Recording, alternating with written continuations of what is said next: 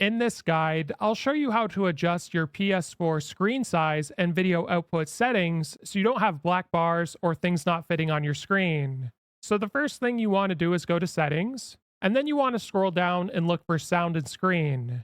Now, once you're here, go to Video Output Settings first, and then what you want to do is ensure the resolution is on automatic or the highest resolution available for your TV or monitor. Now, for most people, that's just going to be 1080p, and you can likely just leave it on automatic. Now, what you want to do is go back and go to Display Area Settings, and you want to ensure that this is at the borders of your TV or monitor. So you want to press up on the D-pad to enlarge it and adjust the area to fit your TV display. And once it's fully adjusted, what you want to do is press X on your controller. Now, in addition to that, go on your TV and see if there's an option for aspect ratio, because you want to ensure this is on 16:9, and you want to ensure overscan is turned off on most TVs. If this guide was helpful, like and subscribe, and we'll see you in the next one.